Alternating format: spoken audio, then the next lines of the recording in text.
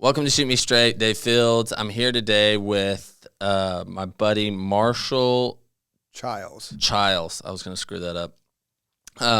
He is owner of Laughing Skull.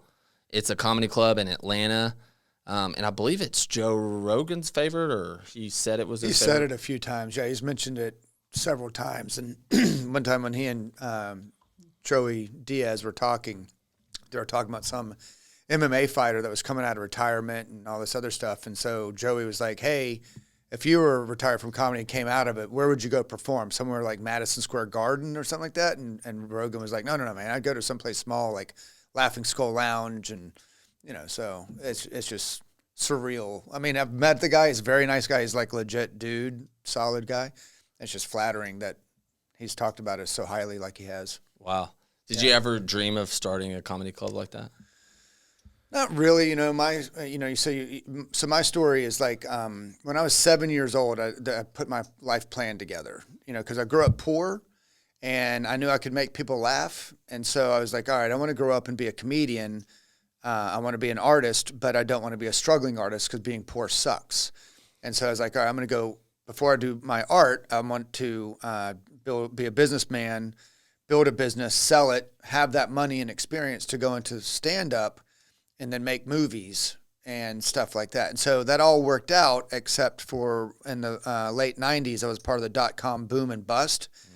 More part of the bust part. But I was 29, I was single, had a little bit of coin in my pocket, debt-free, and I was like, all right, it's now or never, And so I started stand-up. Actually, I started dating my wife in October of 2000, started stand-up in December of 2000. And so she was with me the whole time. And then what happened was she would go on the road with me in these little shitty gigs all over the Southeast, and these gigs are horrible. They're not good. It puts you up in hotels with black mold, motels, really. And so she was going on all that with me. And like, to give you an idea how bad these venues are, my buddy Jake Johansson, who's super funny comedian, Jake Johansson, he was like, look, man, the worst thing that can happen to you at these gigs is that they ask you back. And I was like, yeah, you're right. I don't want to go back to any of those places. And so my wife, who was my girlfriend at the time, we knew we were pretty going to be serious. She was like, look, I didn't sign up for this. I don't like this. And I was like, all right, how can I perform stand-up and sleep in my own bed at night? And that's where it all comes from. And so I built my life around that. And so It's been good. Wow. Yeah. So how'd you get the money to buy the property or to lease it? So I'm actually renting it from inside a venue called the Vortex Bar and Grill, which has been on Man vs. Food like 5 times. It was on the premiere episode of Man vs. Food, as a matter of fact. Wow. And so what happened was I had another comedy club before that called Funny Farm Comedy Club, which was inside a venue called Star Time Entertainment. That's like Dave and Buster's. Okay. If Dave was a crystal meth head and Buster's was his pimp.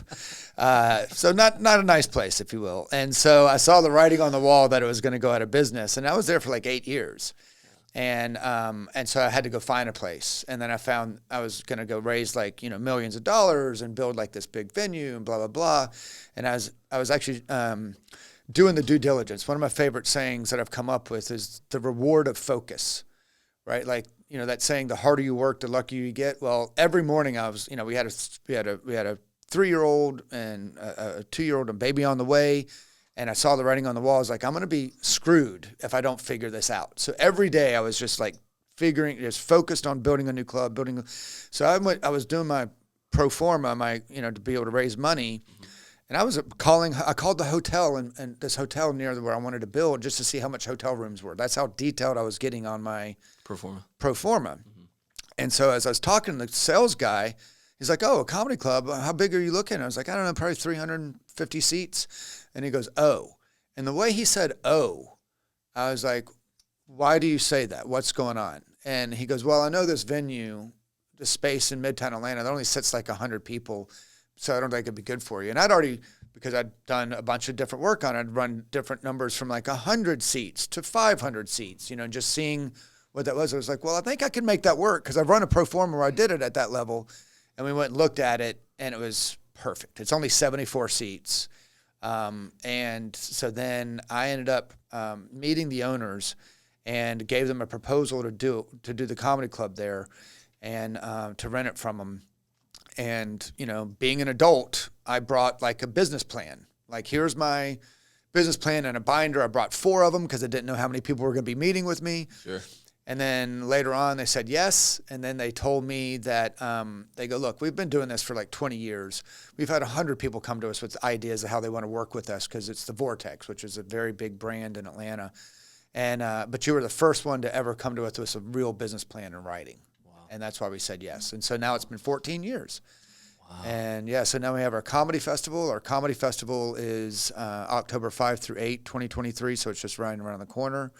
And it's the #1 comedy festival in the world for up-and-coming comics.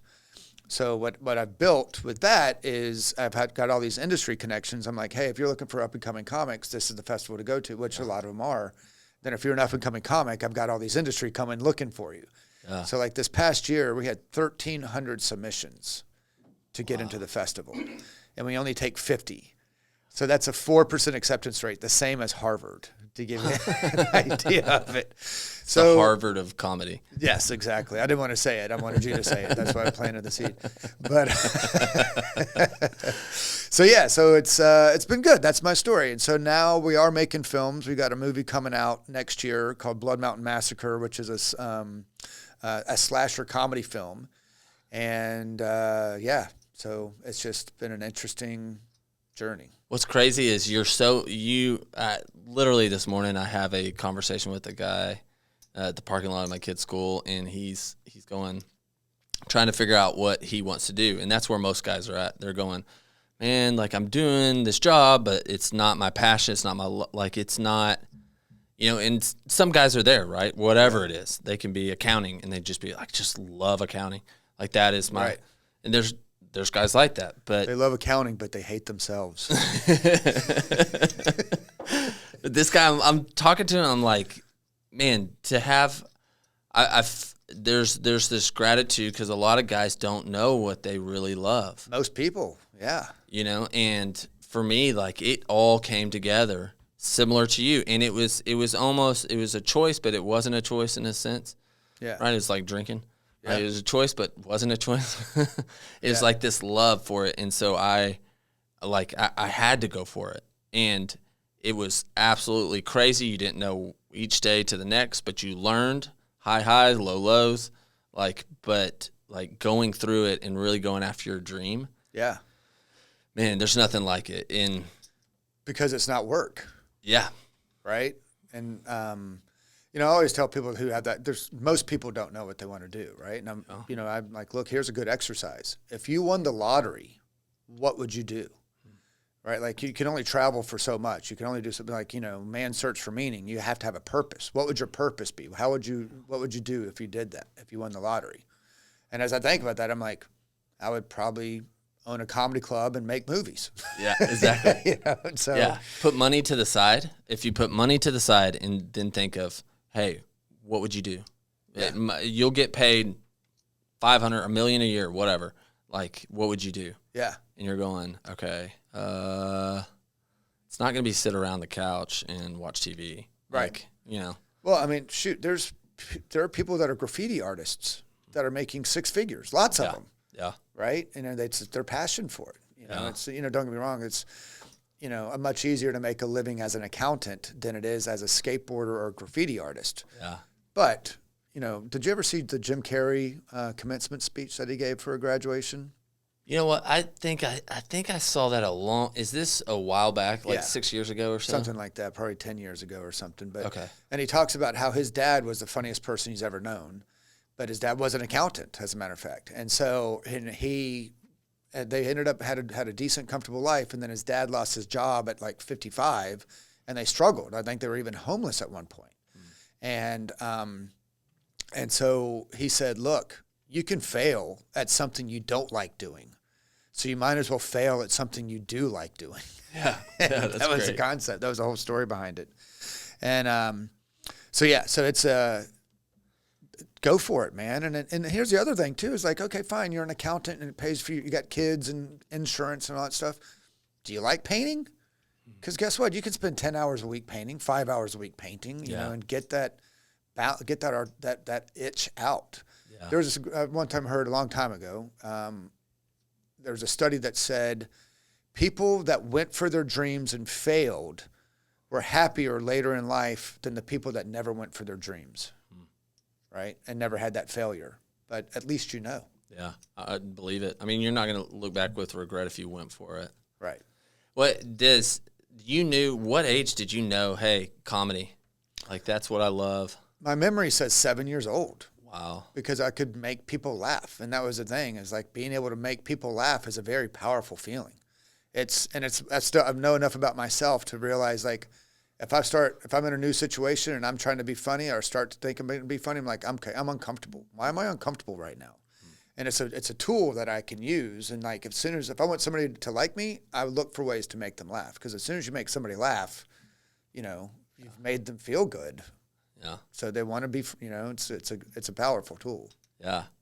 It's funny, like a lot of our rough edges and like defense mechanisms, all sorts of stuff end up kind of making us into who it's like most people with rough past end up, if they utilize it, if they come out of it on the other side of it, end up making some of their stuff that they used to survive, like their rough edges, end up becoming like their biggest tools and passions. I think of the ninth step, like pass this the key, not the lock. Yeah. Absolutely. How hard is it to be a comedian? Oh, it's really hard. To me, that would be. It's the hardest art form. Because think about it. If you're in a band and you're not feeling it, you got 3 other people on stage with you that can kind of carry you. If you mess up a couple chords, you can kind of keep going with it. It's the same song that you've written 100 times. It doesn't matter. But that's a comedian. It's you and a microphone, man. Yeah. That's it. Anything outside of that is not stand-up comedy. I mean, you could do props and all that other stuff. Well, now you're kind of a performance artist at that point.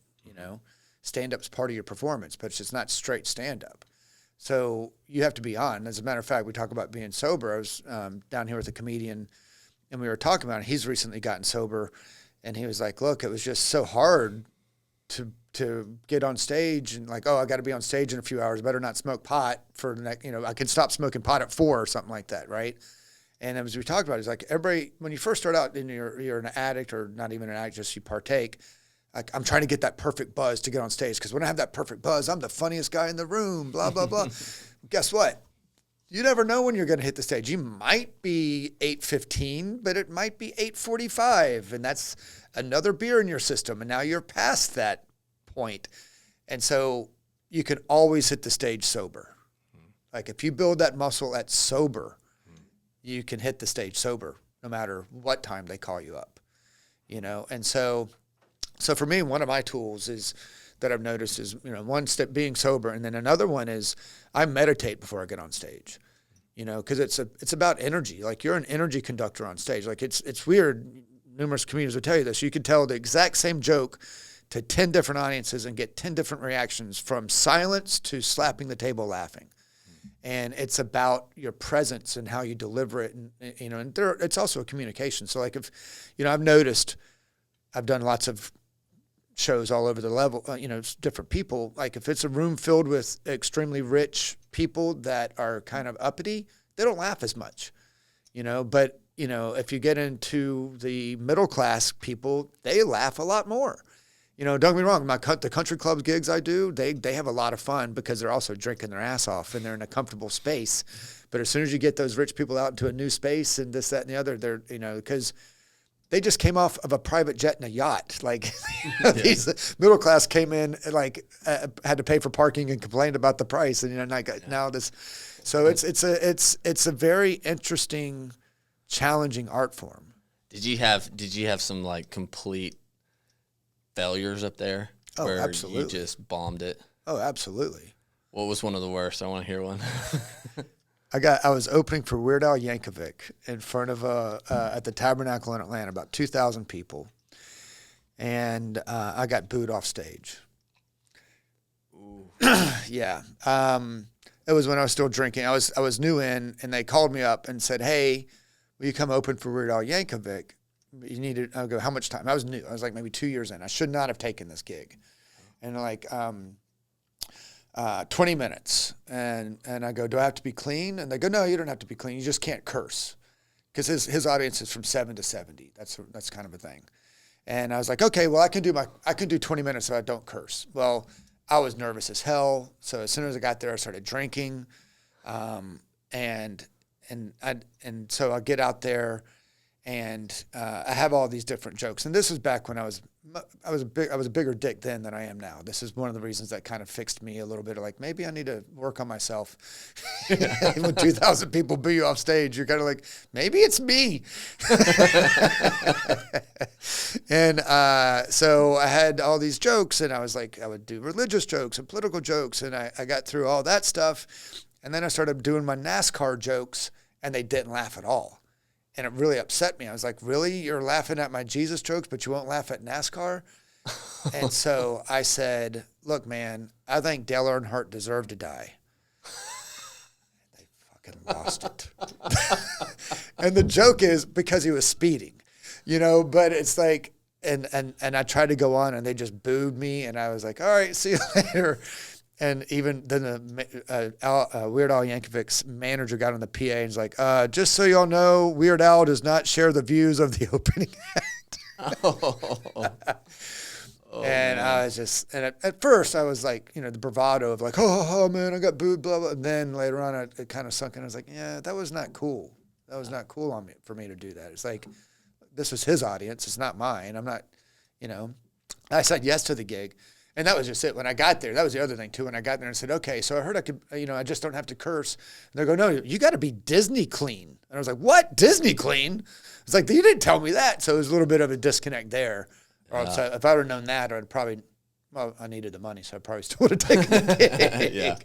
But anyways, yeah, so that's the worst one. It's one of those learning experiences, though. I mean, you have to, I don't say you have to, but it was helpful for me going through stuff like that to learn. Yeah. I mean, you want those. I learn more from the failures a lot of times. Absolutely. And that's what they say in stand-up, too. You learn more from your bad sets than you do your good sets. So much of about it is like, I think so much of about it is how you deliver the pause. Like sometimes is it like half a second longer pause makes a bigger difference or. Yeah. It's that fragile.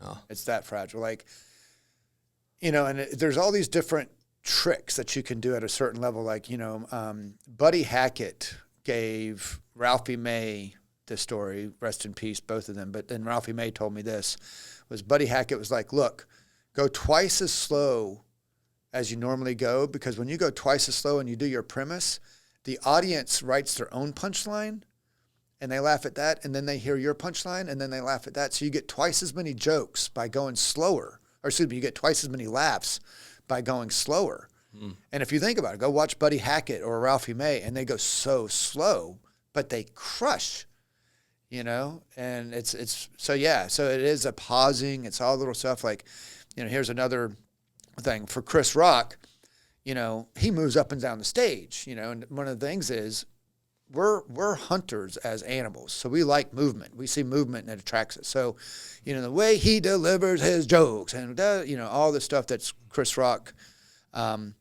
when he is out on the road before he, and he's working on his hour, his special, he stands at the microphone and just tells the jokes like this because he wants the jokes to get the laugh. And then he adds the salt and pepper by walking up and down the stage and telling his story like that, And so, yeah, it's that level. That's so interesting. Do you think that who's like some of the best people that you've had there that you think is like, man, have just absolutely crushed it at Laughing Skull? Well, Joe Rogan's been there obviously a few times, and that was really cool. That was one of my favorite moments. This was a surreal moment. Was after he got off the stage, I was like, "Hey, man, one of my sayings in this business is that MCs want to be features want to be headliners want to be celebrities, and celebrities want to be funny. And you are funny, dude." And he was like, "Really?" Like he was like excited that I gave my approval, and he gave me a big hug and stuff like that. It was like surreal. So that was a really cool moment. Same thing, similar to Kevin Hart. Kevin Hart was doing a 4-month residency when we had to close down for the pandemic. And so when I gave him a compliment, he gave me a hug too on it, which was really cool.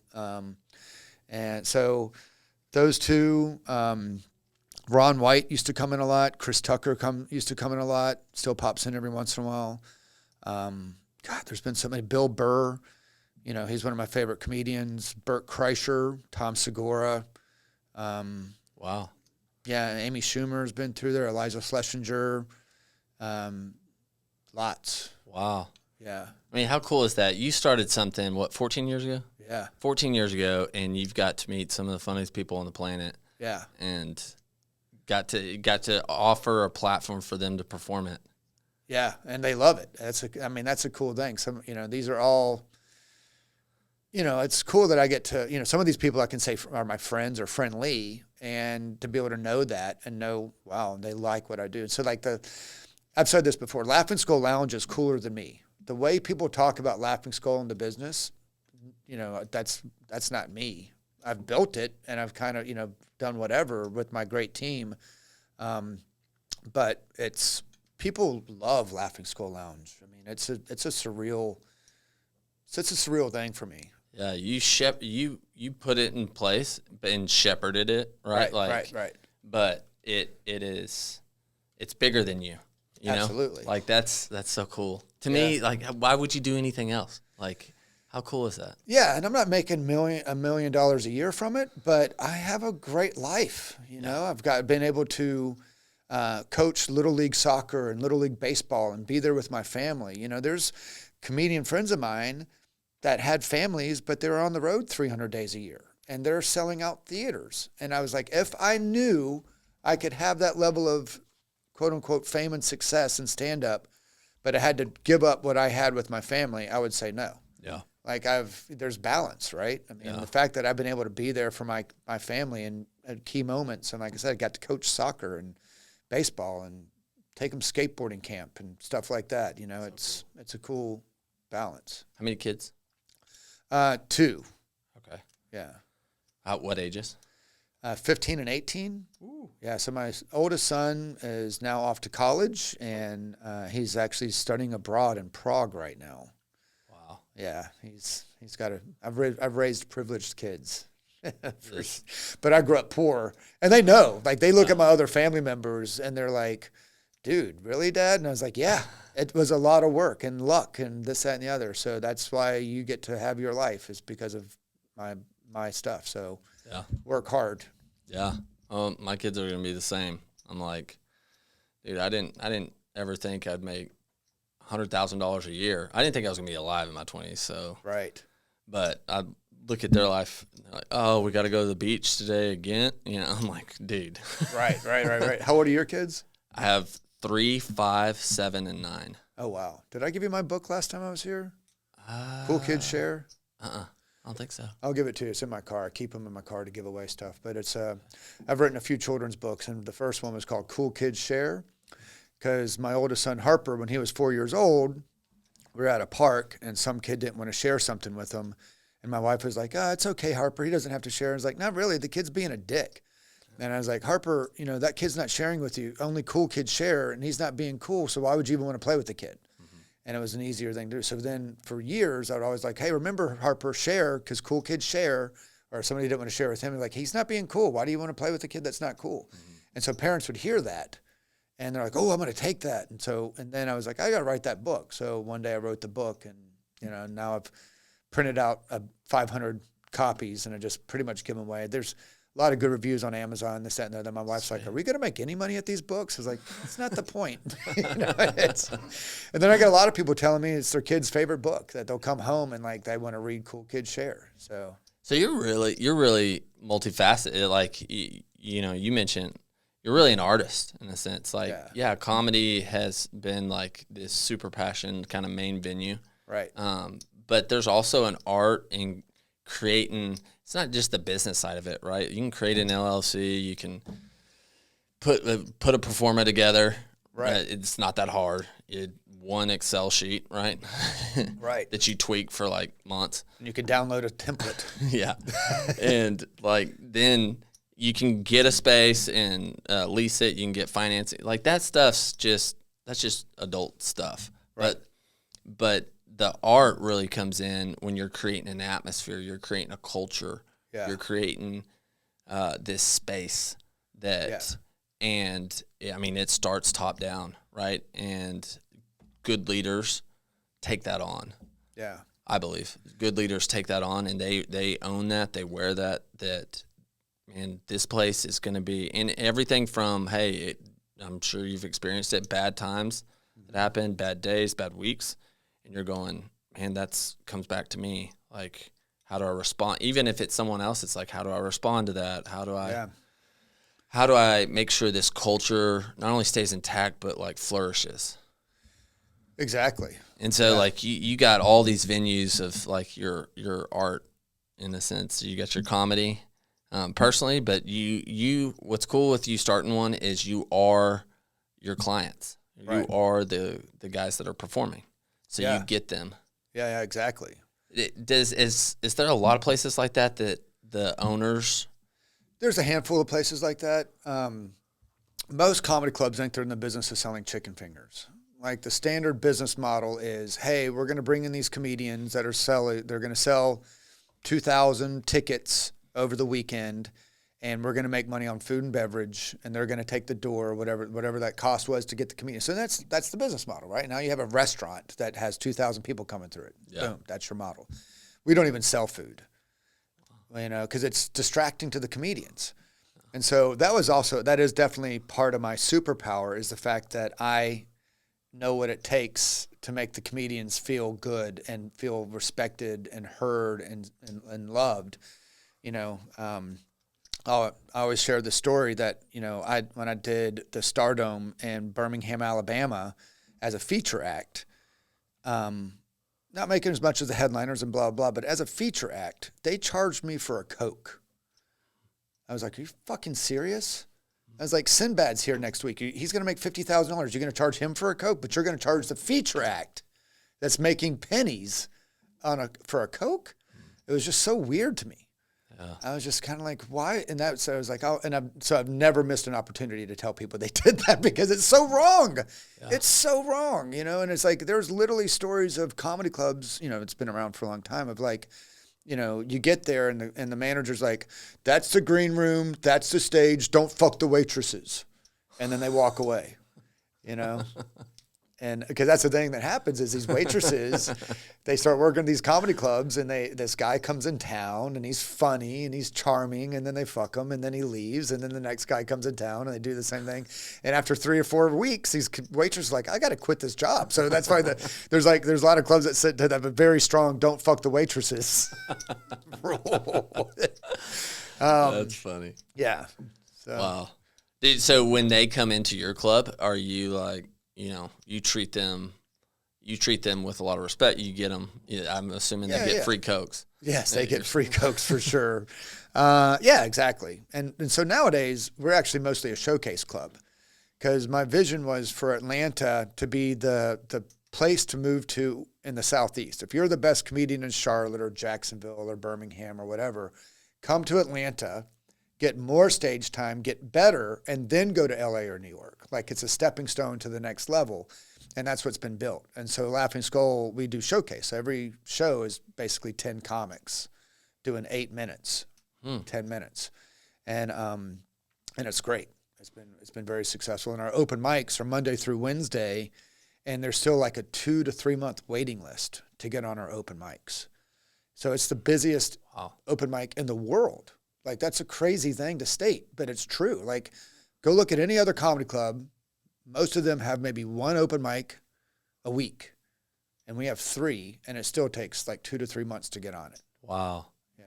Are those pretty sold out? Yeah, they sell out pretty often. Have you seen like just incredible up and comers? Those open mics. Oh yeah, definitely. You see some comics that you're like, oh wow. I mean, I'm not at every open mic, barely any of them.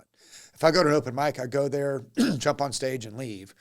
but we have the eye for that. We're like looking for those because our bread and butter is called the Best of Atlanta Comedy, right? It's that showcase model. So we always want to keep feeding that because we have graduating classes. We've been doing this for 14 years. Every 2 to 3 years, there's a new crop of people, and then those people end up moving on, right? That's the model. So we're always looking to feed the system. And it's pretty cool too, because you can kind of see it, right? Like they get an idea how to write the jokes. They seem to have the energy. It's the eyes. I've talked about it with other people in the industry. You can just tell by the eyes when somebody kind of has it. Do you think you spot it if you got it because you have it? You're a comedian. Little bit, yeah. You have that good sense of Yeah, and you can see some people like I'm only saying this, dropping this name to give credibility to it, but like Tommy Chong, I worked with him a few times. He was like, "Look, man, if you're going to make it, you're going to make it. If you're not going to make it, it doesn't matter what all you do. You're not going to make it. It's kind of the system." And that was his view. And there's kind of a subscription to that, right? Of like, because there's some people that just keep butting their head no matter, it's stand up, it's being a house painter, it's being whatever. They just can't get past a certain barrier. And what is that, right? And, some people could say it's mindset. Some people could say whatever that is, but one of my favorite sayings too is like sometimes your ladder's on the wrong wall, right? I like that one. Yeah. When you see a comedian that you're like, this guy's got it. Yeah. Now, do you sometimes see, man, he needs, he's green, he needs this, he needs that, he needs some discipline, he needs some training of some sort around it? Yeah. So what I would do is I've had this conversation numerous times. I'm like, look, man, I think you have a chance here. You're a good writer. You've got good stage presence. You're likable. Do the work. There's no substitution for stage time. Always write, always perform, and just keep going and be nice. 50% of this business is off stage. Like everybody's funny. Like this was some advice I got early on. Everybody's funny. Who do you want to work with? Right. So if you're a dick, I've personally, as the owner of Laugh and Skull Lounge, I've had people come through that are dicks, but they crush on stage. I don't give a fuck. Get out of here. Don't come back. Guess what? I've got 10 other people that crush. Why do I need to put up with your bullshit? Yeah. Right. And then there's people that are like really good people that are still trying to figure out, and like, we'll give that person stage time. Yeah. Let's support that person. That's conversations in our business meetings. It's like, we have, in our business meetings, one of our sections is people news, like what's going on. And one of my rules is like, look, everybody's nice to me because I'm the owner, right? How are they treating other people in the scene, right? And that's what matters. Are they fucking the waitresses? Right? Are they? Yeah, exactly. Like it was so funny. We had this one rule. We had some rules in our office. And the last rule was don't fuck Dan Weeks.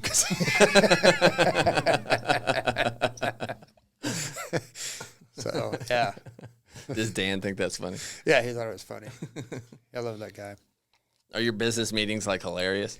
Yeah, they're a lot of fun. They're a lot of fun. It's funny too, because back in the day, it would not be uncommon for us to smoke pot during our business meetings. And now that I gotten sober, and I'm like, look, guys, this is much better for me. Other people have gotten sober. Like they see it. Like they're like, oh, wow, that is better. It's just a better life. Yeah. Yeah, man, that's hilarious. What's one of your best nights? That's like, and what's that like to feel it as a comedian when you're just in a flow and the crowd they're just eating up everything you're throwing at them? One of the things that pops in my mind is that I remember it was during quarantine or just after quarantine, and I had been thinking about this idea just been thinking about this idea in my head, and then on stage, I try to be in the moment. Like every time, like I know, like I have shows tonight at Sowall House, and I know my set list, but although I might know the jokes I'm going to do, I have a rule that I always try to do something new and just be, because it forces me to be present, because the power of now. Like great art is created in the present. That's why great art is timeless. That's what. And so it forced me to be present. So I remember at that time, this one set, I had this idea that I've been thinking of, and I just went with it. And it absolutely crushed. And even my ad libs throughout the whole thing was just, people were dying. And then when I got off stage, everybody was looking at me like I was an astronaut that just came back from the moon. They were just like, holy shit, that was amazing. What was that? And, you know, it's a great feeling. Like a friend of mine said, look, man, I've done all the drugs. Nothing feels better than being on stage making people laugh. It's a very rewarding feeling. It's everything that drugs are supposed to be, right? Connection, so, you know, the high, all that stuff. And it's the dopamine of that is just amazing. Is it powerful? Almost like such a super confident. Yeah, like when you're in that flow and everything you say hits because you're able to say it the right way that you want to say it. Because you know how it's like sometimes you're like, fuck, that didn't come out right. That's not what I'm trying to say, and I didn't whatever, you know. And then when you're in that flow and all that hits and everything you say off the top of your head is crushing, it's a super powerful feeling. Yeah. And one of my sayings, too, that I've taught people is, you know, the difference between witty and desperate is 1.5 seconds, right? That's how balanced it is. Like, think about it. You've been into conversations with friends where you said something right then when they said it kills. And then, like, sometimes you've had to force it in later on, like just 2 seconds later, everyone's like, ooh, really? You need attention? Yeah. Yeah. That's hilarious. Yeah. So when you were really getting going as a kid, did you like do what would you even consider your first stand up? Was just some friends? Did you practice? Did you? Well, I remember in high school, my goal was to be the class clown. Like I wanted to be class clown, and I did, obviously. But I remember one time hearing some jokes on TV, and then the next day I'm busting them out on my friends, and a friend of mine goes, "Yeah, I saw so and so last night too." I was like, "Oh, damn it!" But yeah, it's just that was my first time. I'm like, okay, I'm just going to try to practice telling these jokes that I've heard. And Johnny Carson said back in those days, that's how you did it. Back in Johnny Carson's starting days, the 50s and 60s, it's like, oh, I really like what so-and-so is doing. I'm going to do those jokes. Yeah. You know, it's kind of like a cover songs, right? Like as a musician, you're just going to go out and play covers first, and then you start doing your originals. Yeah. That's how stand-up used to be. Nowadays, it's a super, super no-no to do other people's jokes. Yeah. Have you ever done other people, or have you had comedians come out there and then other comedians are like, dude, that was my joke? Oh yeah, totally. And we got to police ourselves. You know, that's the thing is comedians, they have to police themselves because nobody's going to take them to court. No one's going to call the cops on them. You know, and that's, you know, again, bring up Joe Rogan. That was one of the things that happened with him was he called out Carlos Mencia. Did you ever see that video? I did. Yeah. And he talks about it. It's like, we got to police ourselves because nobody else is going to do it for us. Oh. And yes, to answer your question, yes, early on I did do some other people's jokes, and then I felt so guilty about it, I called them and told them. Really? I was like, hey, man, I did this joke the other night, and I feel really bad. And so then they're like, hey, thanks for telling me. I was like, hey, I won't do it again. And then I was like, when I was able to give stage time, there were some of the first people that gave stage time to. Yeah. I was like, here, I'm going to support you. I feel so bad. If it's like, I'm sorry. Did they really care? No, because you owned up to it. It's just like anything else. Like people make mistakes. If you own up to your mistake and say, hey, I'm sorry, I want to make amends. What can I do to make amends? Typically, as you know, people are like, hey, man, no, that's all I needed. Yeah. Yeah, I needed you to step up, admit it. Right, because as soon as you don't admit it and you're lying about it, now you're fucking gaslighting me? Yeah. Now, you think I'm stupid on top of that? Yeah. Did Joe Rogan called out Carlos, and did Carlos ever admit it? No. Eventually he did admit it, I believe, at one point, but for a long time he denied it. And I think at one point, and by the way, his real name is Ned. So, I mean, he's not even fucking Mexican. That was the thing about it too, is like he's like a quarter Honduran or something like that. It's been a long time. But so his name was like Ned something. But he always denied it. And then at one point, people just pushed him so much. He goes, fine, I took it. Big deal. Big fucking deal. Look what I did with it, you know. Here's an interesting thing was Robin Williams was known for being a joke thief. Really? Yes. But he was so lovable and so likable. And then what he would do is, so his manager would get phone calls. Hey, Robin did my joke on the Tonight Show. How much you want? $1,000. His manager just fucking pay him off. But Robin knew it too, and his excuse was, and I think it's a valid excuse, is like he's just a sponge, and when he gets going, there's no filter; it just comes out, And so yeah, that's one of the things in this business is that. And another one who's a big joke thief that won't admit it and played dirty by it was Dennis Leary. Really? Yeah. To the point where he would show up at a comedy club and comics would not go on stage. They'd be like, no, fuck that. Dennis is in the audience. I'm not going to. Because they were afraid that he was going to steal all their jokes. Yeah, that's what he did. As a matter of fact, he took Bill Hicks' jokes. He took Bill Hicks' act and went to London and Europe and did his Bill Hicks' act. The whole act? Yeah. And so then when Bill went over to the UK, they're all like, what the fuck are you doing? You're doing Dennis Leary's jokes. He's like, what are you talking about? These are my jokes. And he looked into it, and that's what Ed found out.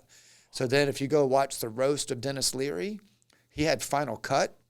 There's not one reference to Bill Hicks. He took it all out. He's whitewashing his history. Wow. Yeah. That's wild. With guys like that, were you like, hey, I won't have you? For me, I mean, so let's see, be honest. If Dennis Leary's manager called and said, hey, he wants to come do a spot at the club, I'd probably say yes. Sure. I wouldn't perform in front of him. But is he going to take my dad jokes? I'd probably say yes. But that was the other thing, too, is like all the comedians were like, fuck, he's too big and powerful now. You got to play by his rules. You got to be nice to him. Yeah. And from what I understand, he was supportive with other comedians. Like Jay Leno is not liked in the comedy world. Really? Yeah. Watch his Tonight Show specials. He didn't have comics on. Huh. It was very weird. Because they don't like him because they're like, hey, you have this big platform and you're not putting us on. Correct. Yeah. And he was a dick. And, there was a time in comedy clubs where instead of just laughing or not laughing, people would be like, oh, ah, and like just oohing and ahhing.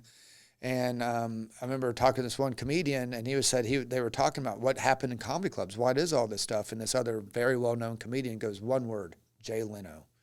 Watch the Tonight Show. That's how his monologues are. That's his audience reacting to his monologue is what's happening in the comedy clubs that people are complaining about. So, yeah, so Jay Leno is supposedly he's a really nice guy. And an interesting thing also about Jay Leno, to give him some positive comments, is he never wrote one joke down, is what he claimed. He improv. He just remembered them all. Oh. He's like that kind of mind. And that was also Cedric the Entertainer. This is what's amazing. So Cedric the Entertainer was one of the most amazing comedians ever. And his writer would come to him before he went on stage, like because he did so much, whatever. And his writer would just tell him what he's come up with. And Cedric would be like, okay. And then go out on stage and just do that material and crush. Just memory. This memory. Of course, he was also his own writer, but that's when you get to that level, you have writers. Because the rule of thumb is it takes 10 years to get your first hour of stand-up. And then after that, they're like, okay, when can I get your next hour? So you can't write 10 years to come up with an hour. So you get that level, you have writers. Huh. And then you got to just keep cranking it out. There's professional, like, comedy writers out there that Absolutely. Just write? Wow. Yeah, I can tell you, the celebrities that come to the club and they're working on stuff, they have one or two writers that are with them. And the writers are watching it. And then they're saying afterwards, they're like, okay, you did this is it. And the comedian's like, okay, yeah, you're right. And da-da-da. And just watching all that. That's what happens. I mean, interesting. Because you've got so smart. Like you're going to get so much better by doing that. Absolutely, and better material faster. Wow. But you can't. There's no substitute for stage time. You can have all the writers in the world, but if you're going to go out if you're going to go do your Netflix special without any stage time, it's not going to work. So that's what happens too. Is these writers, they go on the road to all these clubs working on their material before they do their specials, and they bring their writers with them. Wow. Are there some, like, a few writers you know of that are just incredible? Oh, yeah, totally. Yeah. I mean, I write with a few because I've done, like, different stuff, comedy roasts and corporate roasts and all kinds of stuff. I have an arsenal of writers that I call on, and it's great. Be like, here's basically, here's the block of clay. Let's turn it into jokes. Yeah. So, yeah. I'd be nervous if you were going to do a corporate roast of me. Yeah. I mean, like, it's a lot of fun. You sick all the writers on it and just Here's all the destroy them. data points. Go write the jokes. And that's another thing too. Is like I'm great at joke writing. I love to write, but I've got so much going on. It's like I'd rather pay this person $50 an hour, and they'd rather make $50 an hour. And it's kind of a way for me to kind of spread the love as well. Because hey, I'm getting paid to write these jokes for this person. I'll pay somebody else that money. 100%. And you, as a CEO, as the owner, as the head of. I'm good.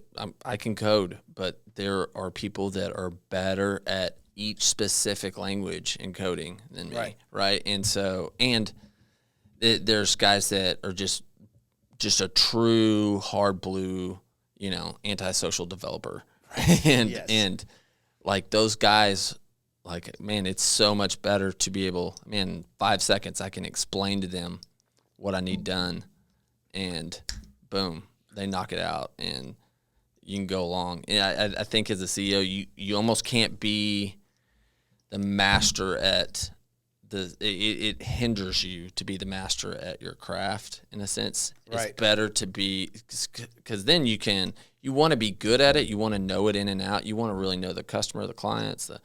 You want to be able to fill in their shoes and to know exactly what they want, all their points. But you want to be able to just hand that to others and create a system where you're handing that to people that are really specifically really good at specific things. Yeah, you want to be the dumbest man in the room. Honestly, that's the goal. It's helpful. Sometimes it's like I've found myself in the trap where it's like, okay, I'll just code it, and I'm like, wait, I'm about to spend a couple days or whatever, 5 hours, 6 hours doing this, when if I did not know how to, I would be forced to have someone else do it. Right. And so it almost forces you, if you're not a specialist in it, then it almost forces you to outsource it and automate it. What languages do you know? Everything, JavaScript, PHP, HTML, CSS, Gotcha. tons, the basics. Java. I just started learning Python.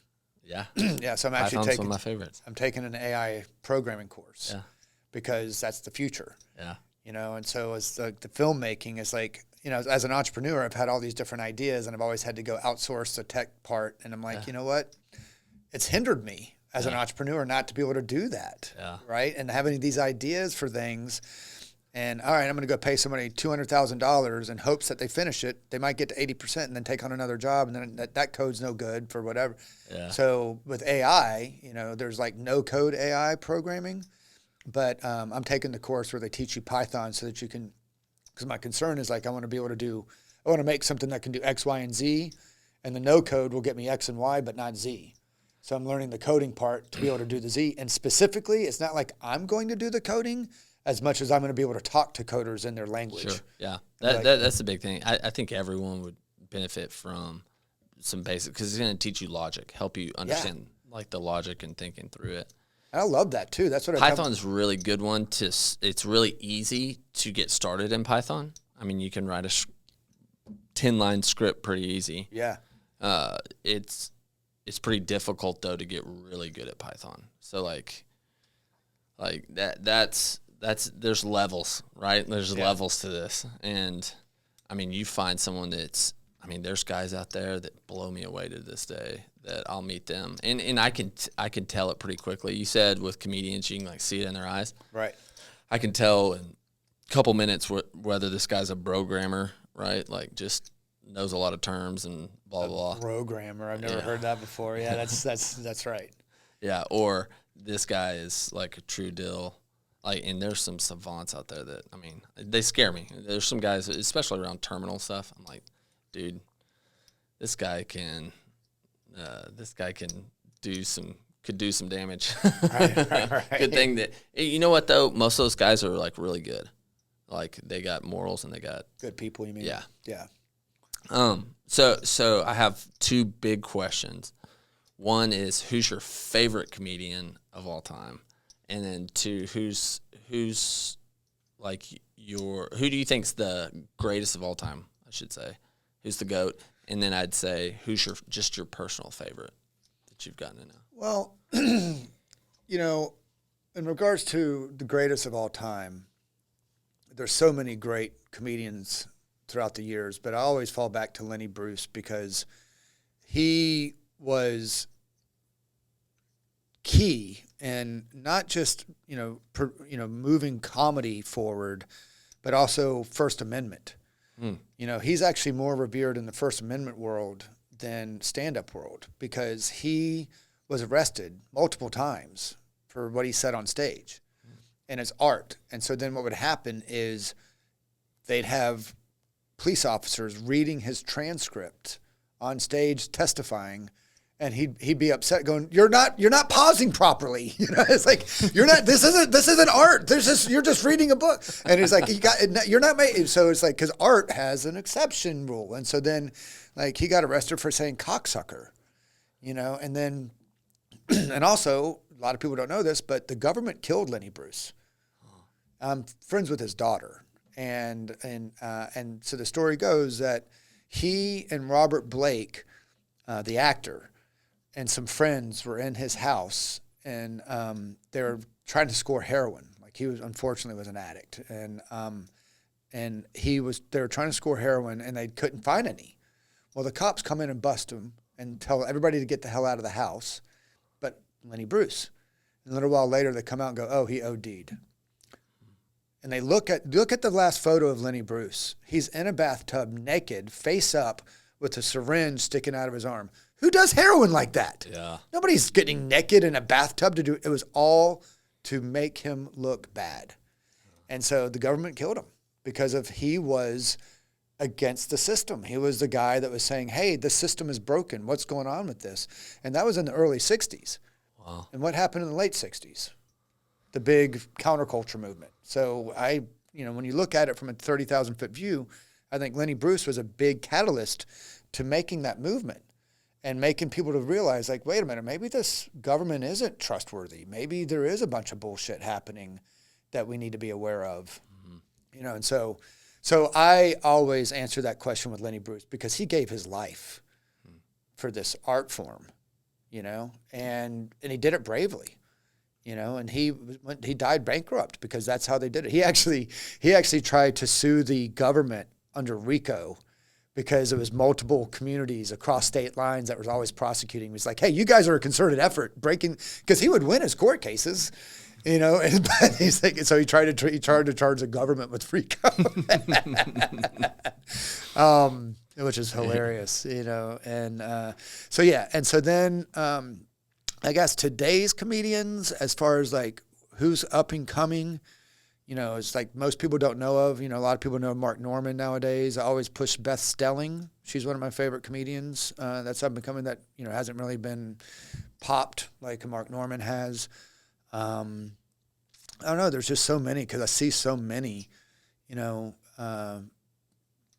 Burr always does a great job. But as far as like up and comers, I always point people to Beth Stelling just because I think she's great. Yeah. I think about her jokes a lot. Do you think Joe Rogan's underrated? I don't know, man, because everybody has him on a pedestal. I don't think about him as, I never think about comedian first, right? But that's really been his passion, I think. Yeah, I know. I mean, he's great. By the way, he's a great comedian. Yeah. I mean, but you're right. People look at him as podcaster, MMA commentator. Oh, and then he does stand-up, Yeah. So, but no, he's a great comedian. Everyone that's gone to his shows that I've talked to, rave about him. They're like, yeah, he was so funny. He was hilarious. Like, they'll talk about Joe as like he was one of the best acts on there. Right. And he'll be up there with all big names. Yeah. Yeah, he's great. Yeah. And, because he does the work. He doesn't need to own a comedy club. He doesn't need to do anything. He doesn't have to do anything other than podcasting. He makes 8 figures a year at least, but he does it because he loves it. And that's the other thing too about stand-up is, they say like, if you have to ask a mountain climber why they climb mountains, you don't get it. Same thing with stand-up. Like, why do you put yourself on stage like that? And I don't have a choice. Yeah. I absolutely love it. And it's funny because sometimes, if I haven't been on stage in 4 or 5 days, I feel it. My wife will even say something like, "Hey, you need to go do you need to go down to the club and get on stage? It's an interesting thing. It's an urge. Now you have your own club. You created a platform that you can jump into. That's right. And it's one of the best clubs in the country. And so it's like I'll leave the house at 7:40 and I'll be home by 9 p.m. Oh. And I've got to jump on stage and be done. That's hilarious. Wait, so you mentioned that counterculture movement in the late 60s. What about the last 4 years? I feel like comedy, whatever's happening culturally, it absolutely ruins the industry or the whole woke. I hate that word because woke has just gotten so broad of a term. It's not what its original term was, but I know what you mean. And there's a lot of great comedians that refuse to go do colleges because of all that bullshit. And I don't even call that the woke movement as much as it is I like to be offended movement. Because all you got to do is say you're offended and you get attention. Mm-hmm. Right? It's like, oh my God, Carl's upset. What's going on, Carl? Oh my God. And it's like, and so then you see other people see that and like, oh, all I got to do is say I'm offended and people will come circle me and give me a hug. Mm-hmm. It's like, you didn't fucking accomplish anything other than saying you're offended. So, but at the same time, there is one perspective of comedy has always pushed the boundary of what's socially acceptable. Mm-hmm. Right. And so that's another way of pushing it. Right. It's like, so I don't know. Yeah. The last few years of people just get offended about all this stuff. It's it's gross in my opinion. I think at one point we're going to look back at society and be like, why do we give a fuck that people are offended? You know what? I'm offended that you're offended. Yeah. Where's my trophy? Yeah. Do you feel like we're coming out of that now? For a while there, comedy, Laughing Skull had to have hit it hard because not only are people not coming there in person, right? I'm assuming. Well, luckily we're a showcase club, so we always had the stage. We always had the talent to hit the stage. Yeah. But yeah, there's definitely a movement of hey man, because that's the thing too. Is I have a strong theory. You can joke about anybody can make any joke they want, as long as you're not malicious. As soon as you become malicious, that's when you're a dick. Get the fuck out of here. Why are you being a dick? So as a white guy, you can tell jokes about black people if you're not malicious. Yeah. If you see the white guys that tell jokes about black people and they get away with it, it's because they're not being a dick. Yeah. Right? And then you can see some people that's not an edgy concept, but you are a dick and I don't like you. Yeah. Right? So it's about intent. Wait, you're actually racist? Right. It's about intention. Yeah. It's like, what's the intention behind that? So some of it though, I'm like, man, you came to a comedy club. Right. You came to a comedy club, right? Yeah. You've put yourself in an audience to hear people make jokes. Right. It's jokes. Right. Right? It's not saying, even I don't believe in abortion at all, right? Right. But if I'm at a comedy club and they're telling abortion jokes, if it's so many of them and I just don't like it, I just leave. But I know that, okay, I went to a comedy club. Right. I'm not what the, I'm so pissed and no, I went there to hear comedy. If I didn't like the comedy, I can leave. Right. But so many people, it blows my mind. I'm like, it's just a joke. And there's some truth to it. So right. Some edge of truth to it. Yeah. But they're making fun. It's and a lot of times some of the best ones I find, I'm like, oh man, you took it and you went 10 miles over the line. Right, right. Some of those are the best jokes. I heard a great saying recently is that great art makes the comfortable uncomfortable and the uncomfortable comfortable. Right? It's if it's to get you out of your zone. Right? And maybe that's why we like it. Yeah, exactly. There's plenty of things that people will say that I disagree with, but because they came up with a funny angle on it, it's that's funny. I don't agree with your views, but that's a great joke. Yeah. And that's fine. Great job writing. That's what it's about. And that's what comedy really should be. It should be making you think and stuff. And then you got the Jim Gaffigans of the world that don't ever push the envelope, but God, they're great comedians. Really? Yeah, they're great joke writers. So Jim Gaffigan, sounds familiar. Yeah, he sells out theaters all over he does. He's had a few TV and movie credits, but for the most part, he's known for his stand-up tall, white, skinny guy with glasses. Do props and stuff like that? No. He would. No, he's a straight stand-up. But no, so I mean, he's just there's a lot of great comedians that are clean and don't push the envelopes because that's who they are. Yeah. Right. Like I'm a big believer. Like if you squeeze a lemon, you get lemon juice. If you squeeze an orange, you get orange juice. So if you're a dick, that's what's going to come out. If you're a nice guy, that's what's going to come out. And so that's Jim Gaffigan is a really nice, good family man, and that's what comes out.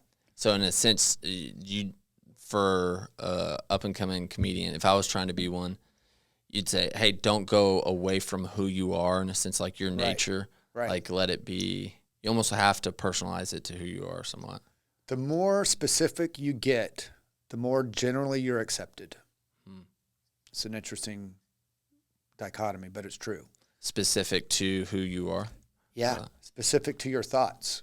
Because how many times have you heard a comedian say something you're like, oh my God, I've thought the same thing. I just haven't been able to articulate it, or I didn't really spend enough time on that thought. Yeah. And like what Einstein said, look, I'm not smarter than everybody else. I just stick with the problem longer.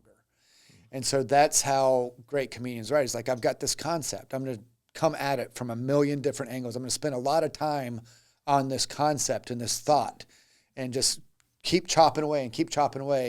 And then all of a sudden you've got this great joke, So you had the thought as a civilian driving down the road, you had that thought. And then next thing you know, you're dealing with what's next on your life. But a comedian will have that thought and like, ooh,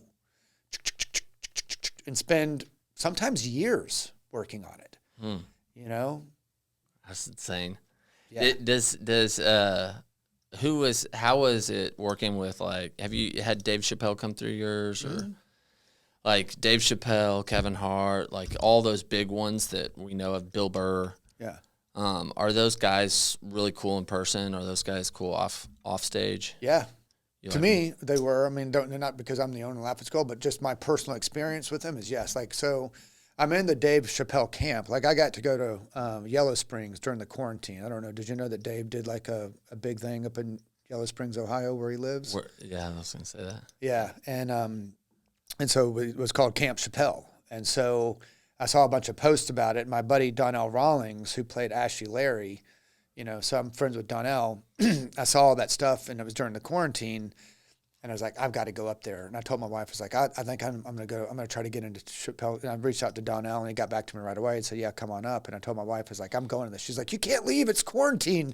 And I was like, this is historic. I've got to go. She's like, it's not historic. It's cool, but it's not historic. And I was like, no, it's historic. And later on, I was talking to some friends about it, and in front of her, and they go, oh my God, you got to go to Camp Chappelle? Dude, that's historic. I was like, see, Laura, I told you this was a thing. And he was he was great. I think, what was the term that he used? The kindness conspiracy is what he calls it. The kindness conspiracy. There's a conspiracy just to be kind, is what Dave says. Like, just be kind. That's the trick, And so even when he got a lot of flack for his trans comments and jokes, he wasn't being malicious. He wasn't being malicious at all. He was being honest. He's like, hey man, I'm trying to figure it all out. I'm not anti-trans. I don't get it. And no, he's the opposite. He was really good friends with one. Right. And he supported them. And then when he crossed the line and she called him out on it, he listened. And he talks about how he listened and learned but because it wasn't that whole just you hear and it's like, a lot of times the race cards played a lot. One of my favorite sayings is like, look, it wasn't racist. It was just racial. And just because it's racial doesn't mean it's racist. Like, you should be able to have these conversations. That's how people grow and learn. Like, all right, so I'm wrong about this, but let's talk about it. You know? So I love being proved wrong. Yeah. I love admitting I'm wrong because it means I grew. Yeah. If you have any, if you've had really good black friends or Hispanic or whatever race, and you've gotten close with them, being able to have those conversations is really cool because you feel like you can't have those with anyone. You feel like it's oh man, they're gonna think I'm racist.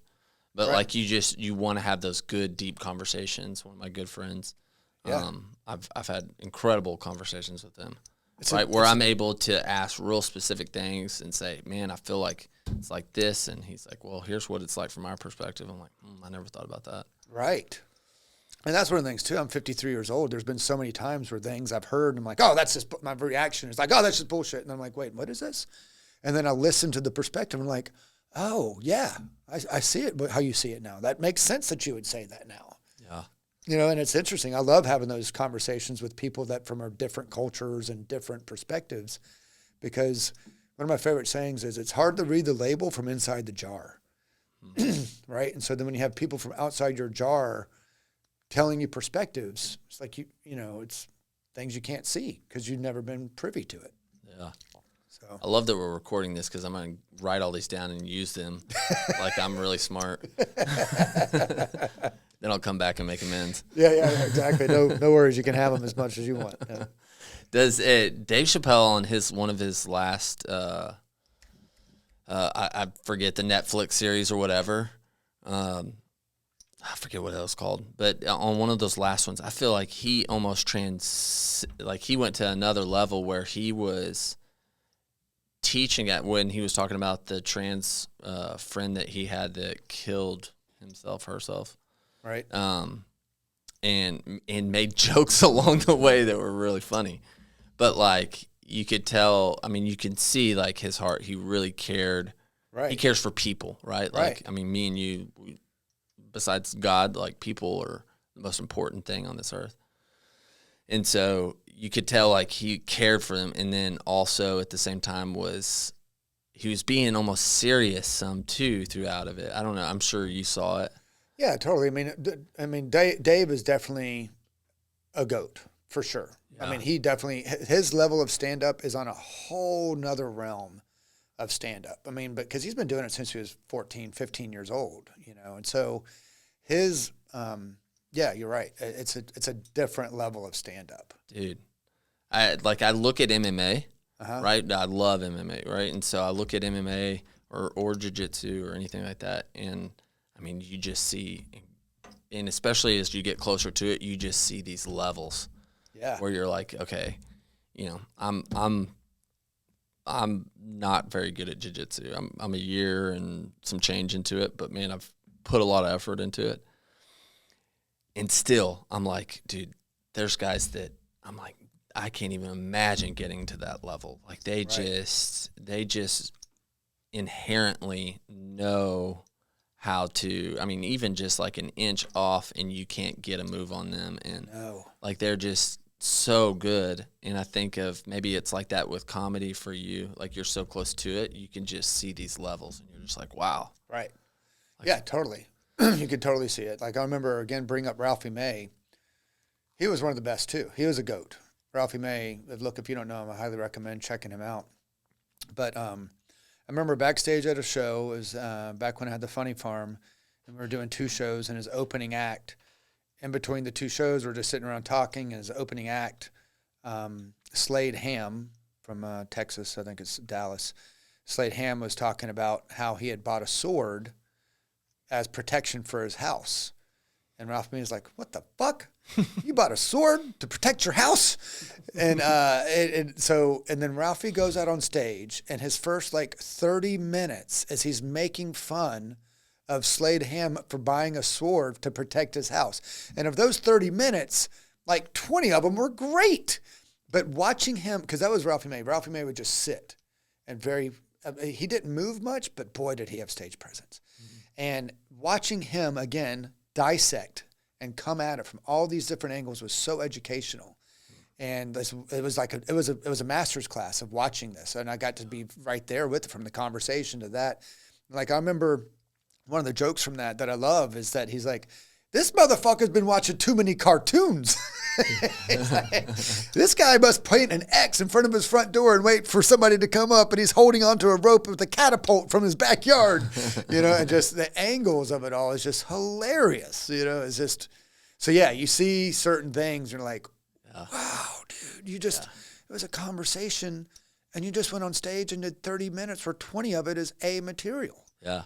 It's surreal. a whole other level when you've been like, so when I watch a UFC fight or a jiu-jitsu match, I'm like, oh, like you're like looking at round 1 or whatever, and you're just like, dude, he just got smothered. Like, you know how tired, like, holy, or you'll see something and you're like, you know how hard that is to pull off in practice with someone that allows you to do that, Right. but to pull it off real time in a real fight, like, dude, that's incredible. And I guess in the same way, comedy or a similar way, that to pull that off, to deliver that on stage just like that, you can practice it all day long, but to deliver it when it counts. Yeah.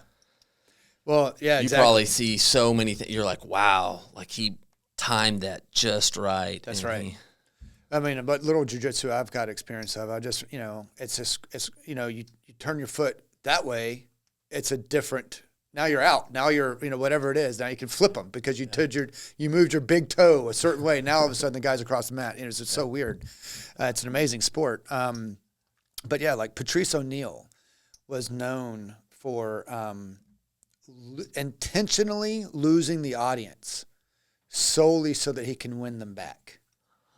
Like that was who was known for that. He would love to lose the audience to cross that line to where they fucking hated him, and then his passion was that's what he got off on, and then having them all come back to love him. Wow! Like he one time had a gig. It was either with Nike or Reebok, one of those two. He had a big corporate gig. They paid him a shit ton of money for it. Let's just say it was Nike. Nike paid him this big money to come out and do their big corporate, thing. He walked out there wearing brand new Reeboks. And everybody's like, what the fuck? And there's like big, bright, white Reeboks at this Nike convention. Just solely be like, yeah, what are you going to do? And then he, of course, and he would do it.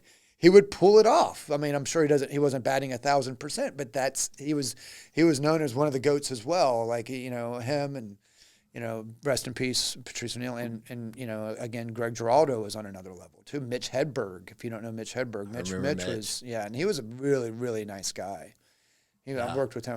Was fortunate enough to work with him several times, and yeah, you see some of these people, and and what they're doing, and it's just kind of like wow. And I've seen so much, and I go to Montreal Comedy Festival, and I go to the New Faces, and I go to and I love the up and comers because to see them, to find them, it's not even like, oh, I found them first, as much as it's like there's so many diamonds in the rough. Yeah. And I like to find those diamonds, and the jokes they come up with are so fresh and new. It's awesome. Yeah, that's pretty cool. Do you, in a sense, is laughing? Because there's not really a true, hey, this is the path you take to become a huge comedian. Like here, you go here, you do this, you spend 4 years here, you make these connections with these managers and these writers. And Right. do you see yourself like making a path for these new, I mean, you're part of it with Laughing Skulls. Oh, totally. I give people a platform and support for sure. There's no doubt about it. But in that same comment, I one time heard that Doug Stanhope made the statement, and I got to ask him about it. He goes, I don't remember making that statement. I could have, but Doug's amazing. Doug Stanhope's another guy that's on a whole another level, doing it a totally different way, and just not different way, but just he's great. I mean, he takes the quote unquote highly offensive and finds the hilarious in it. He's great. But Doug Stanhope said, comedy careers are like snowflakes. No two are the same. So there's not any tried and true path. The only tried and true to be a successful stand-up is always write, always perform. That's it. There's no getting around that. And that's the thing too. It's like if you're a guitar player, you can practice your song in your bedroom until you get it good, and then you can go put it out on stage. You can't do that with stand-up. I mean, you can practice as much as you want, but until you get in front of the audience, you don't know if it's funny. I mean, and that's Jeff Foxworthy came to the club and worked on some stuff too, and he talked about it. He's like, look, dude, I've reached the highest levels of stand-up. I've been doing it for 40 years. I still can't tell you what's funny. He's like, you go ask a plumber that's been doing it for 40 years. They can tell you everything that's going to work. But you can't do that as a stand-up. You cannot know what's really going to work. As funny as you might think it is, you'll never know if it's really funny or not until you get in front of a few audiences. Yeah, I can see that. You think, oh man, this is gonna nail, and then it doesn't. Then maybe something that you don't think is, you're like, oh, that's just kind of a segue or transition joke. It's a throwaway idea. I'm just gonna say it once, and so that's, Jerry Seinfeld talked about that in his documentary that came out a long time ago called Seinfeld. It's like, you could have this joke that you just love so much and it just never takes off. But then this other joke you hate, but it crushes. So you do it so they can do. And that's also true in making movies. Like I saw an interview with Will Ferrell, one of the greatest comedic actors of our generation. And he was talking about how on set, they'll do these scenes where everybody's dying. The cast and crew are just dying at the scene. And then it makes it on the screen and nobody in the audience laughs. And then something that was just a throwaway thing becomes the big takeaway from the movie. It's like, you just don't know.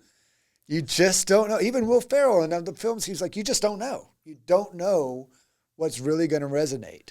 But it's got to help for them to come on, like, put it out there, right? Like, to come on your stage, do it on open mic nights, like, get on as many as they can on you said 3 a week.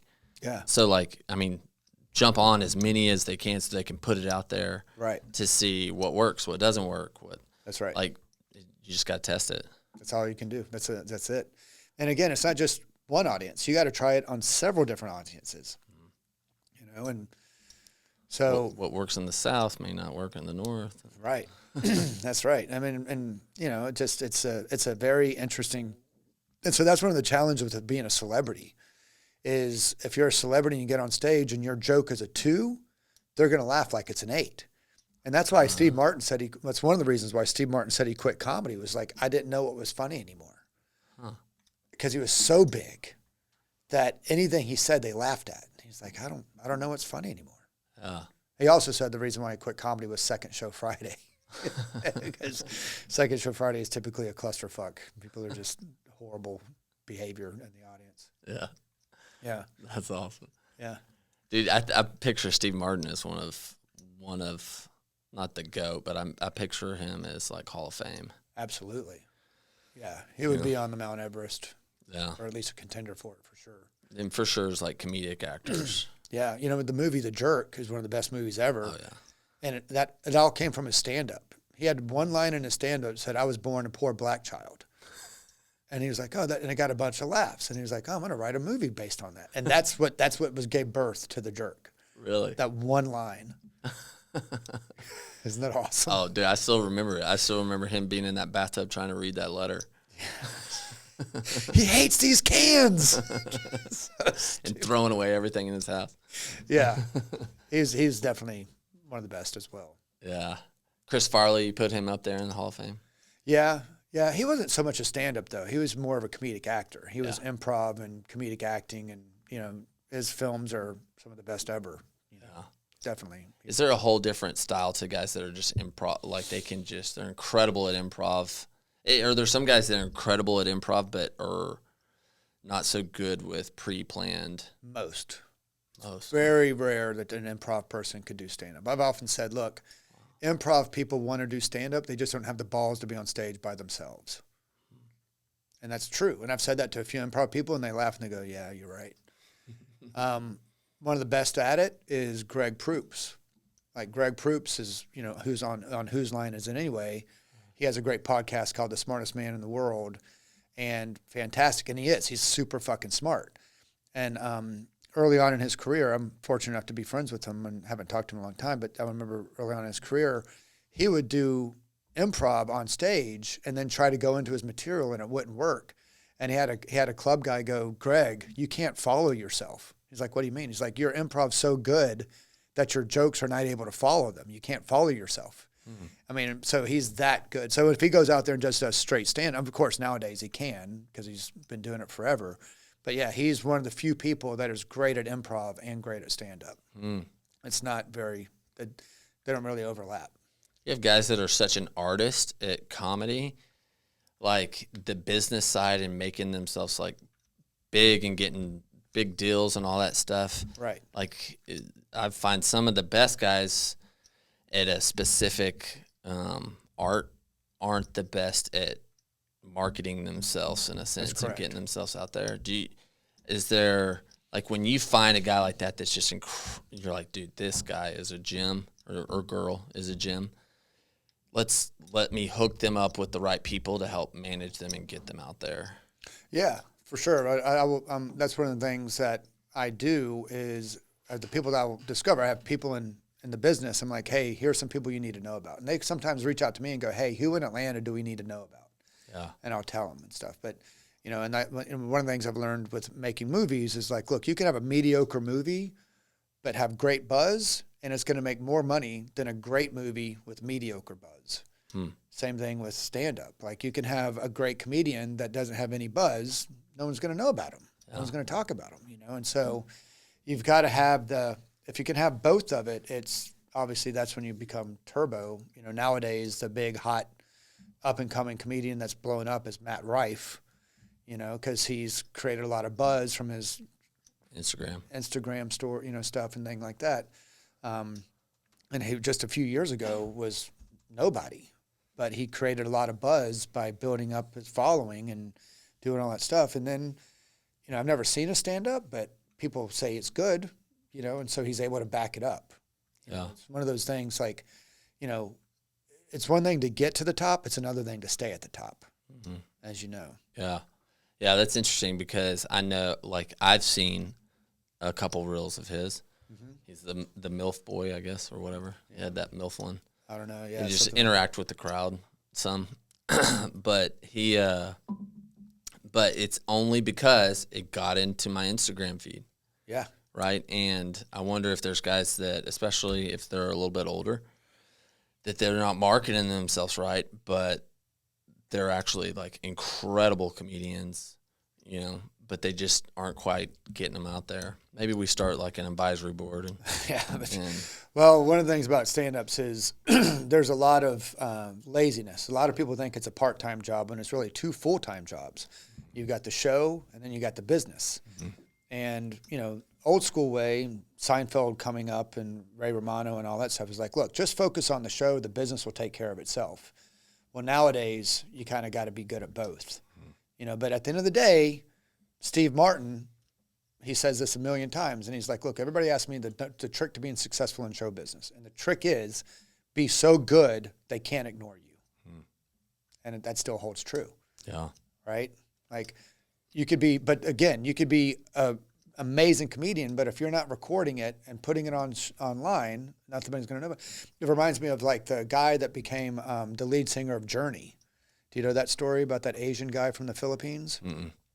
So Steve Perry left, and they were trying to replace him. So this Journey was going to look in all these Journey cover bands and trying to just find this guy. And they had a real hard time replacing Steve Perry. Steve Perry. Well, this guy in the Philippines who became their lead singer, he was in the Philippines, and he sounded amazingly like Steve Perry, like even better than Steve Perry. Well, he had a friend of his that really, really, really liked him. And like his friend would record him and then would upload it online. But they had such a shitty connection in the Philippines that it would take all night to get like a 3-minute video uploaded. And then sometimes he'd come back and it had crashed. So it took him forever to get the video up. But because his friend was finally able to post some of the videos, the Journey bandman found him. Wow. Right? And so that's a great example. Like and so then, finish the story. So they fly him out to perform and test and everything, and he's so fucking nervous. He'd never been on a plane. He's this fucking poor guy in the Philippines. They fly him out to San Francisco, and like the first time he just ate it, and they're like, oh, he's not that good. And they're like, wait a minute, maybe he's just nervous. Let's just give him a few days. And by the time they're like, okay, this is our guy. So now they're fucking back to Journey, back on the road and killing it. But think about it. How many people out there are fucking amazing, but you'll never hear about them because they don't put themselves out there the right way or whatever. Yeah. 100%. Yeah. Wow. Well, I think there's an opportunity in there somewhere. So yeah, just got to do the work. Yeah. Are there sharks in this industry that absolutely take advantage of comedians? Absolutely. There's club owners that would be like, find these guys that they believe in. They're going to be here, sign this 5-year exclusive contract. And these comedians are dumb and young and excited that somebody broke and like, I'm going to give you $5,000 to sign this 5-year contract. And the shark does that with 10 comics. He puts out let's just say these are the numbers. He puts out $50,000. Now he's got 10 bets going. One of them pops, that 50,000 turns into $1 million. And so they do that. And so luckily I've got the reputation where people will come to me and say, hey man, this is what's going on. I was like, don't fucking do it. Don't sign that thing. Stay away from that person. But that's what they do. Yeah. And they don't do anything. They don't do anything other than get them to sign the piece of paper, and then the comic goes and does all the work. I think it was Colin Quinn a long time ago said, look, I got everything myself. I used management to make sure I was getting a good deal. And that's it. You got to go out and do all the work yourself, and then, make sure you have good representation that's going to make sure you're getting a good deal.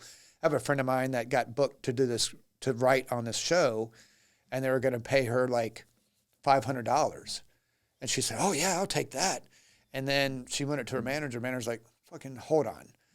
Comes back, because I got you $5,000. Yeah. Same gig, but because they're taking advantage of her, that's really what your management and your lawyers are supposed to do, is to protect you, that you're getting a fair deal. Yeah. Well, if you're an up-and-coming comedian, then come to you, and you'll make sure that they'll give them a good deal and give you a lot of practice. Yeah, try to at least. Anyways, one of my biggest compliments I got was from Natasha Leggero, because I was just giving advice and doing all this stuff. She's like, you're like a punk rock businessman. You just do it just to do it. You're not even trying to make money. I was like, I don't give a fuck. I just want to help. Yeah. Well, but if your passion's there and you really love it and you're all in, like 100%, and it's really what you are as a comedian, then the money will come, right? Like now and if you're fair, I believe in the long run, in the end, like you'll make more. Yeah, I agree. And you get to sleep at night. Yes, 100%. One of my guiding principles is I take care of the comedy goddess, and she takes care of me. That's how I built my entire career. Like, what's best for comedy is how I think. And so that's why you have predetermined values, so that when you have to take a left or a right, they're your compass. Yeah. So there's been plenty of times I'm like, fuck, what do I do here? I'm like, well, what's best for comedy? Yeah. That's the answer. Yeah. I love that. Yeah. Awesome. Thank you so much for coming, man. Thank you, man. This has been fun. Yeah. If people want to find you, if they want to sign up for open mic, if they want, like, where would you send them? I don't really give a fuck about all that stuff. So like Instagram, for some reason, kicked me off a long time ago, about a year or 2 years ago, and I couldn't figure it out. I didn't do anything. I don't post anything political. I don't do anything. It's just mostly me skateboarding and stand-up and with my family. And I was like, fuck this, man. So so I don't really have a social presence. I'm on Reddit and TikTok, and that's it. I don't really care about all that. If you want to find more about me, I guess, LaughingSkullLounge.com. Laughing Skull Comedy Festival is October 5 through 8. I'm on Reddit a lot if you want to hear my views on shit there. And the festival is at Laughing Skull in Atlanta. Yeah, we have, I think, 8 venues this year. So we do it all over the city. And we had like 1,300 comedians submit. We take the top 50, and then we do about 30 shows around the city where it's 10 comics per show. And there's been a lot of comedians over the years that have gone on to great things from here. So it's like, if you want to see some of the best up-and-coming comedians in the world, in the country, this is the festival to go to. So we get like 30 industry that come into town to watch them and stuff. It's a lot of fun. Awesome. It's like the NFL draft. Yes, exactly. Awesome. Thank you so much, man. And I'll put those links down below, and we'll also put a link to a website to get in contact with you guys if it's a comedian that wants to get in, or any other person. That sounds good. Awesome. Thanks, Thank you. brother. Out.